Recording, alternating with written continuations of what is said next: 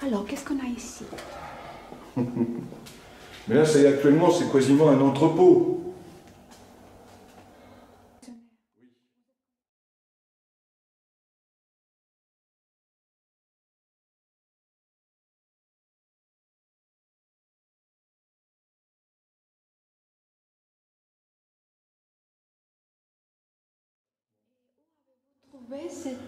Je suis un chineur, je ne sais pas si vous comprenez le mot. Non. Un chineur, c'est celui qui... Je suis antiquaire en plus. Je suis antiquaire, j'ai un magasin d'antiquité dans un village plus loin. Et j'ai été 13 ans à l'école des Beaux-Arts de Tours. J'ai étudié la peinture, le dessin, la sculpture. Voilà, mais si vous voulez, je ne suis pas artiste, je suis collectionneur. Avec le temps, j'ai eu d'autres passions et voilà.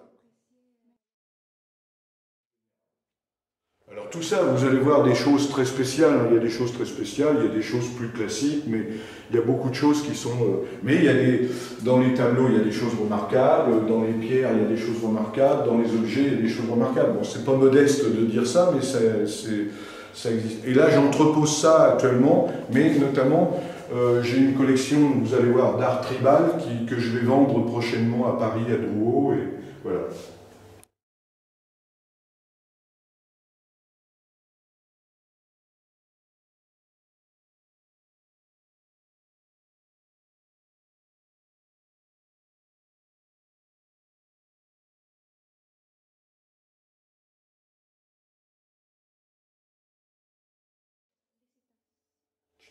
Alors, ça, c'est quand même, normalement, c'est une maison. Hein. Ici, vous voyez, normalement, c'est la cuisine.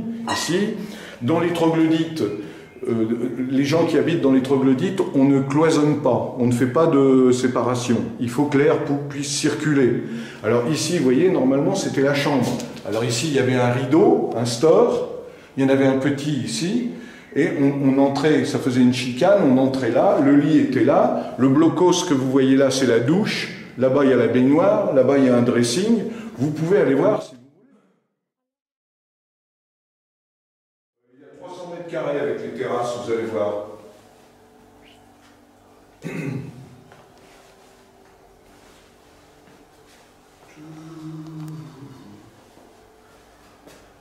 Alors, vous pouvez passer là, puis je vous laisse aller voir. Vous allez voir, par là, il y a le salon, l'ancien salon et la salle à manger. Mais c'est complètement rempli d'art africain.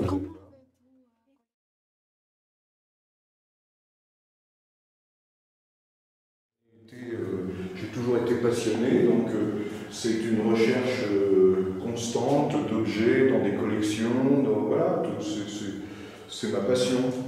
Avez-vous voyagé? Oui, beaucoup. Et j'ai même fait j'allais acheter des cristaux rares, des minéraux rares sur des sites miniers dans beaucoup de pays du monde. Et j'ai fait ça pour les grands musées du monde. J'ai fait des missions pour le Muséum d'Histoire Naturelle de Paris, j'ai fait des missions, j'ai vendu des choses au British Museum, à la Smithsonian à Washington, au musée d'Harvard, au musée des techniques du Michigan, au musée d'Houston, au musée du Luxembourg.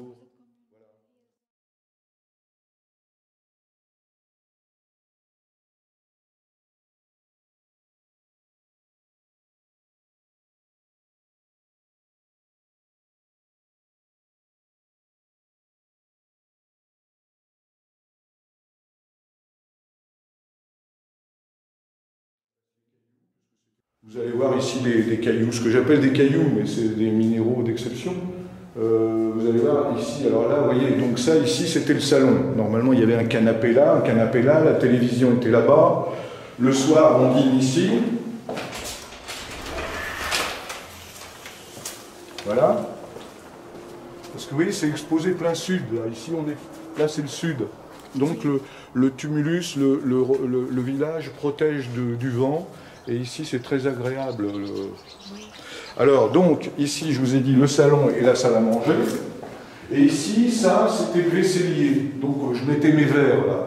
Mais actuellement, j'ai fait, c'est mes délires, j'ai fait un cabinet de curiosité. Donc là, vous allez voir des minéraux, des fossiles.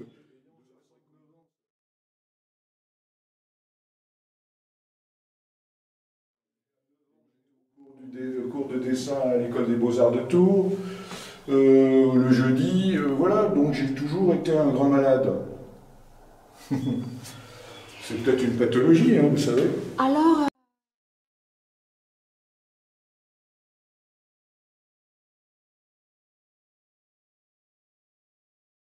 Parce que j'ai fait ça par passion, mais là je vais certainement me vendre parce que d'abord j'en ai trop, c'est inviable.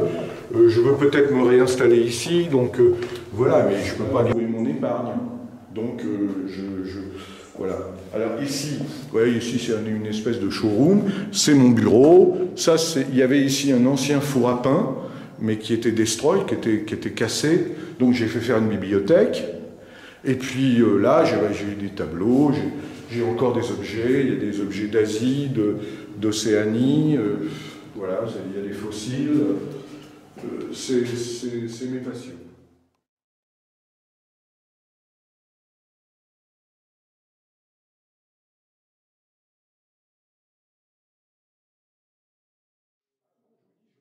Statuaires d'art africain, d'art océanien.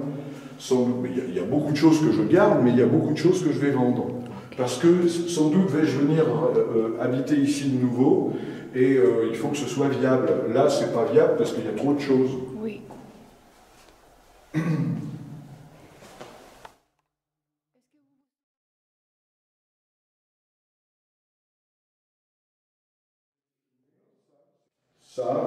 Ça c'est un lit de repos d'enfant. Ça vient du Cameroun. Ça vient d'une ethnie qui s'appelle les Bamileke. Et ces 4 pièces viennent d'une très grande collection. Ça vient de la collection de Marcel Isi-Schwart, qui était un explorateur et français. Il est mort, je crois, en 2005. Mais au milieu des années, au milieu du XXe siècle, il a été un des premiers à visiter les Indiens d'Amazonie. Marcel.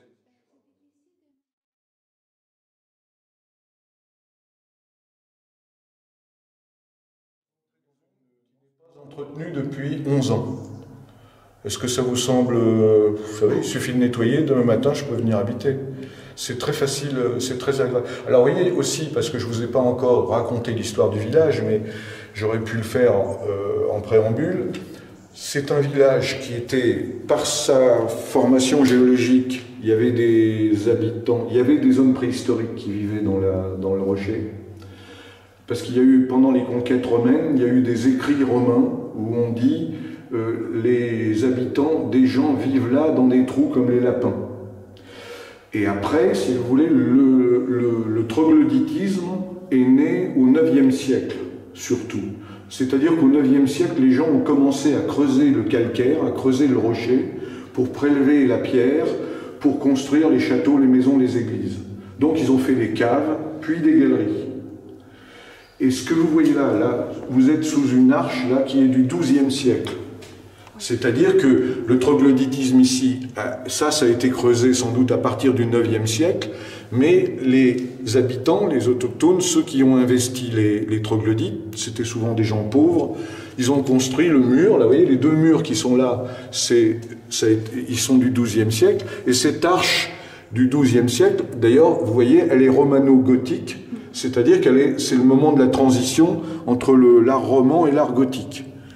Et on est donc, et vous voyez, il y a des gens qui y ont habité à toutes les époques, puisque regardez ici, si vous pouvez le filmer, il y en a un qui a mis 1760 ou 62, vous voyez, c'est probablement quelqu'un qui y a habité bien avant moi. Mais c'est très chargé, vous êtes dans un village qui est très chargé d'histoire. Oui. Alors si vous avez le temps d'y faire des rencontres et d'y faire des explorations, vous allez apprendre beaucoup de choses parce que c'est un village très atypique, le village de Traux. Surtout, c'est un des villages troglodytes de France. Il y a du troglodytisme dans d'autres régions de France, mais ce village-là, c'est pas anodin d'ailleurs s'il s'appelle Traux, mais c'est un village étonnant, c'est un village atypique. Il y a du troglodytisme beaucoup dans la région, parce que la Loire, la vallée de la Loire, les vallées des affluents de la Loire, c'est des biotopes qui sont calcaires, donc il y a beaucoup de troglodytisme dans toute la région centre, en Touraine, mais le village de Traux, c'est particulier, c'est encore plus concentré.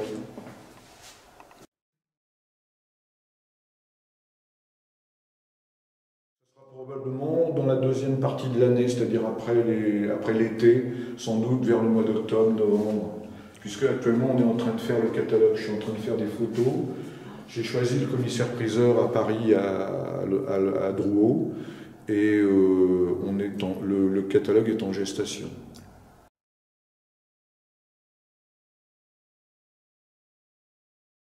Oui, à Drouot. Drouot, c'est là où il y a les grands commissaires-priseurs français, mais aussi, on connaît peut-être plus dans le monde les sociétés de commissaires-priseurs anglaises, Sotheby's et Christie's, que vous connaissez certainement. Bon, ben voilà, en France, on a des gens comme Cornette de Saint-Cyr, comme Tajan, voilà, à Drouot, il y a les grands commissaires-priseurs français, et Paris, comme Londres, comme New York, comme Hong Kong, sont des places fortes pour les ventes d'art, d'objets d'art. Voilà.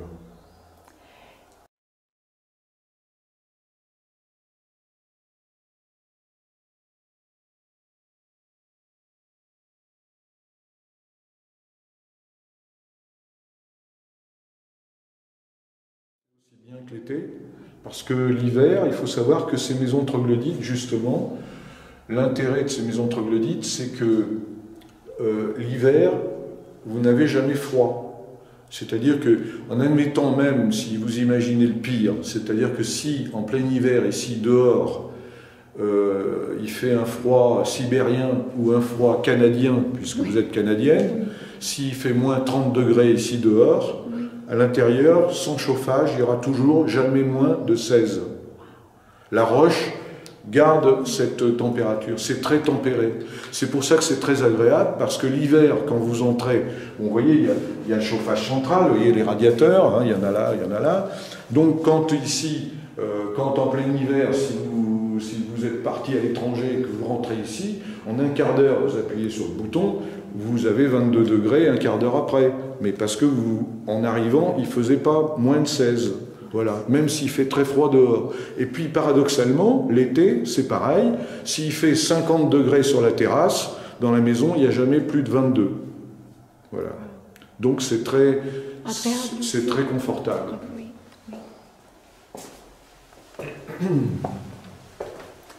Alors, je vous remercie et je vous laisse de rien. partir à Tours. Oui, mais je ne suis pas à 5 minutes. Et puis, surtout, je vais aller chercher mon téléphone. Je vais téléphoner à mes voisins du dessus et si vous voulez, je peux vous envoyer chez eux. Okay. Et leur fils, Sébastien, est un artiste. Il a son atelier d'artiste au-dessus de la maison. Vous allez revoir, eux, ils ont une maison troglodyte assez exceptionnelle aussi. Oui. Ils y habitent. Ça sera intéressant pour vous de filmer et de continuer d'enquêter. Il est ici, monsieur Sébastien. Je vais appeler, j'ai laissé mon téléphone dans la voiture. Je vous laisse 2 minutes, je vais chercher l'autre colonne et puis je prends mon téléphone et je vais appeler Seb.